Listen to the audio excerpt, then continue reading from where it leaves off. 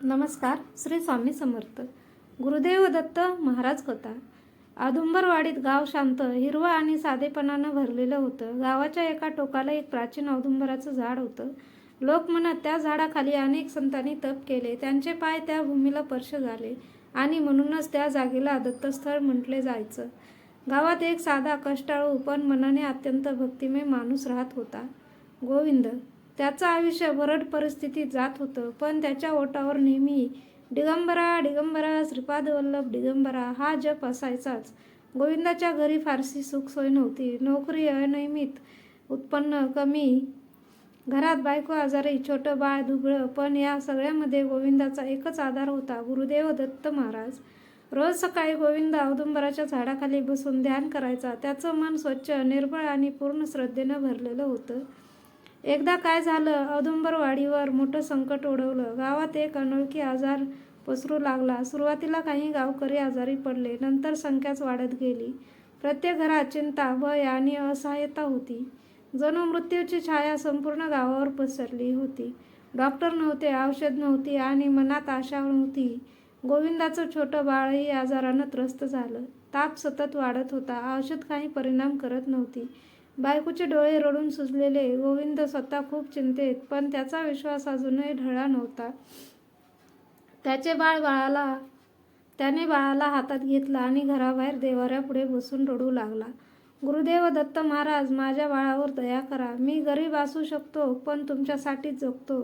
माझ्या घराचं रक्षण करा. या गावाला वाचवा गुरुदेव. रात्र काळोखी झाली. गोविंदाचा जप सुरूच होता. दिगंबरा दिगंबरा श्रीपाद वल्लभ दिगंबरा.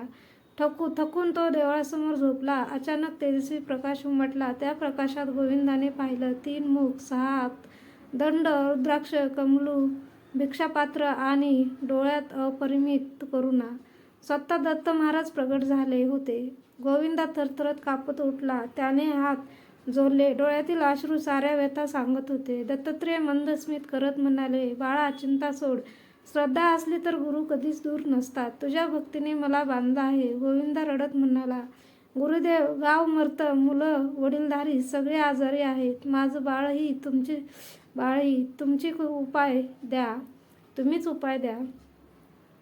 गुरुदेव म्हणाले, उद्या सकाळी औदुंबराखाली जा. तिथे तुला एक संत भेटतील. ते सांगतील तोच उपाय कर आणि संपूर्ण गावाने माझे नामस्मरण करा. जिथे नाम तिथे मी स्वतः असतो.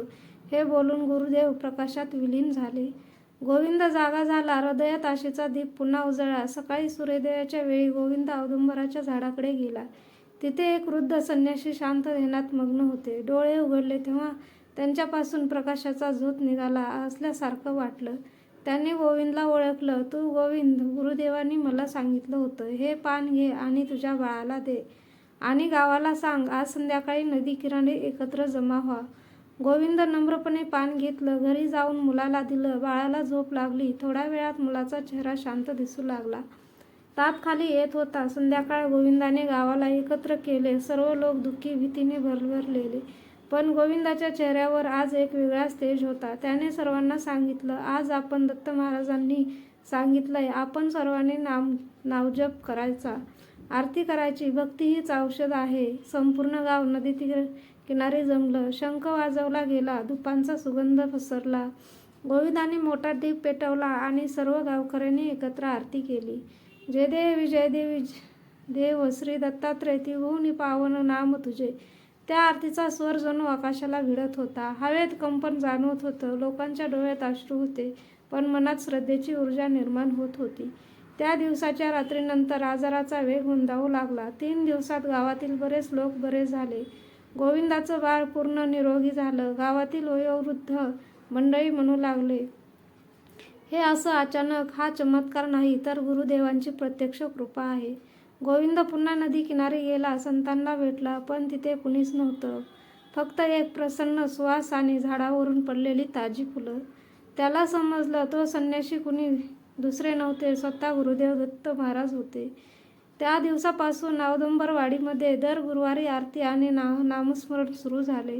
गावात पुन्हा आनंद, आरोग्य आणि समाधान नांदू लागलं.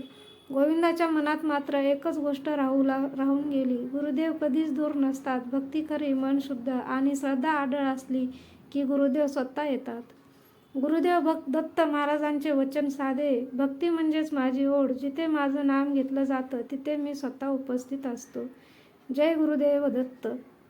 मित्रांनो, जर तुम्हाला ही गुरुदेव दत्त महाराजांची कथा मनापासून भावली असेल तर कृपा करून आमचा हा व्हिडिओ लाईक करा, शेअर करा आणि आपल्या परिवारातील भक्तांपर्यंत पोहोचवा. गुरुकृपेचा हा प्रकाश प्रत्येकाच्या घरी पसरावा यासाठी तुमचा छोटासा सहभाग खूप मोठा आहे. आमच्या चॅनेलला सबस्क्राईब नक्की करा आणि बाजूला असलेले बेल आयकॉन दाबा, जेणेकरून पुढील येणाऱ्या भक्तिमय कथा, पारायण, माहिती आणि आध्यात्मिक व्हिडिओ तुम्हाला लगेच मिळतील. आपला एक लाईक, एक शेअर गुरुभक्तीचा श्वास अधिकाधिक पसरतो. गुरुदेव दत्त महाराज तुमच्या घरावर सदैव कृपा ठेवोत. जय जय रघुवीर समर्थ. जय गुरुदेव दत्त. जय गुरुदेव दत्त. धन्यवाद.